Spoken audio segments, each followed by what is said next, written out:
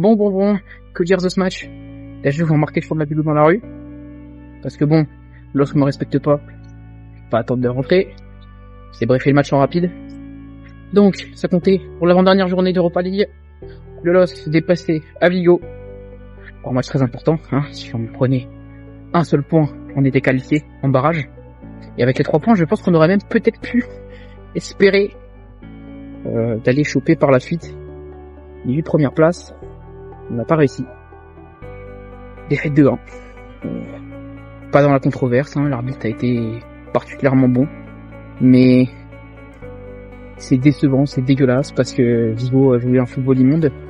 Mais en même temps, ils ont marqué très vite. Ils ont marqué à la 35e seconde, hein, grâce à Alexandro, qui a fait une erreur absolument démentielle. Et voilà, ça nous a tout de suite plongé. Et à partir de ce moment-là, Vigo a arrêté de jouer parce qu'il savait qu'une victoire face à Lille s'assurait la qualif. Pas non plus lui gêner les gens qui passent.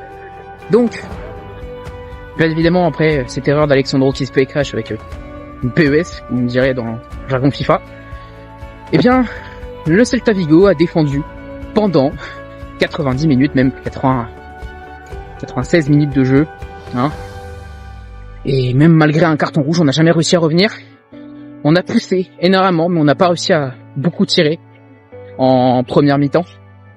En deuxième mi-temps, on est revenu avec des nouvelles idées. D'ailleurs, Ben Taleb est sorti sur blessure, hein, ce qui n'a vraiment pas favorisé, parce que du coup, on s'est retrouvé avec Mont et Mouko, hein. On n'a quasiment plus personne au milieu de terrain. Et deuxième mi-temps, on est revenu avec des meilleures intentions, avec des changements aussi. Pardo qui rentre, Alexandro qui sort, donc on revient sur une défense Mandy Ngoy et Santos qui remplace notre bon vieux Thomas Meunier.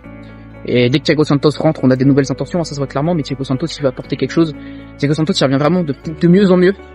C'est l'une des seules satisfactions d'ailleurs côté Lille, avec Giroud et Diaoun. Giroud parce qu'il a marqué, et Diaoun et Santos ont fait des super entrées, et même Pardo a été bon au démarrage avant de très vite s'essouffler et disparaître. Voilà.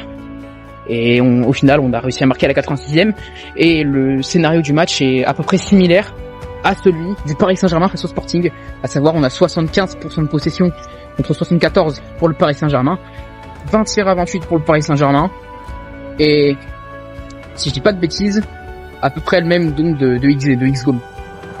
Et au final, Celta Vigo, ils ont à peine un 10 goal, ils marquent 2 buts. Un but de merde, un but sur corner. Voilà, parce qu'en plus le corner qu'on leur offre, hein. Le corner, on leur offre.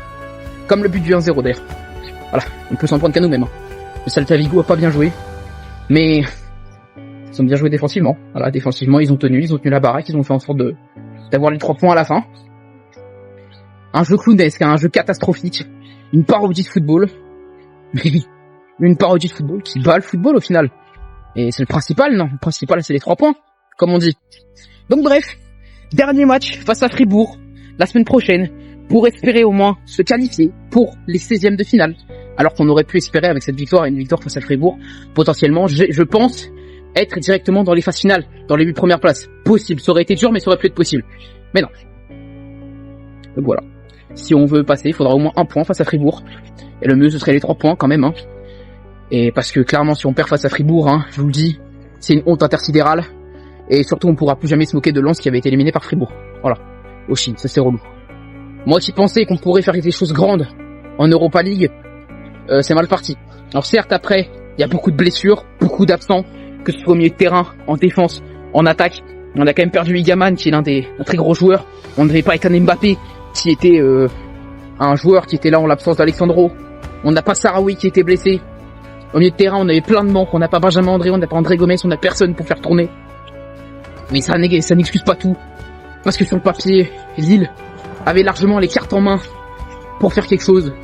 Il va falloir se ressaisir. Et Alexandro, malheureusement, je suis désolé mon gars, mais les 2 seuls matchs que tu fais n'importe quoi. Et là, pour le moment, t'as clairement plus ta place pour être titulaire. Hein, Ngoy, Mandy et Mbamba sont bien meilleurs que toi. Je sais que tu reviens d'une grosse blessure, mais c'est pas une raison. Hein, voilà. Et pareil, hein, s'il vous plaît, face aux grosses équipes qui apparemment vont jouer un football dégueulasse, mais pas meunier sur le terrain. Hein, clairement, faut mettre Santos pour le prochain match d'Europa League. Et j'espère bien que Santos et Diaoun seront titulaires à la place de Giroud, même s'il a marqué, et Thomas Meunier, même si il fait ce qu'il peut, le pauvre. Et voilà, au final, on peut être déçu. Mais voilà, il s'est rien passé. Pendant 90 minutes, ça a été inintéressant, ennuyant, comme Paris au final. Et comme Paris, on se fait baiser, on se fait battre à cause de nous-mêmes. C'est même pas à cause de l'équipe adverse, parce que l'équipe adverse a rien produit. Voilà. 20 tirs à 7. Et on perd le match. 75% de possession. On perd le match. Qu'est-ce que tu veux qu'on fasse? Au bout d'un moment, tu veux aller où avec ça? Donc rendez-vous la semaine prochaine pour le match du LOSC face à Fribourg. Il faut absolument qu'on prenne au moins un point. Il faut absolument même qu'on gagne ce putain de match. Parce que 4 défaites de suite, c'est impensable. 4 défaites de suite, c'est impensable. Voilà. Et pourtant, on les a fait.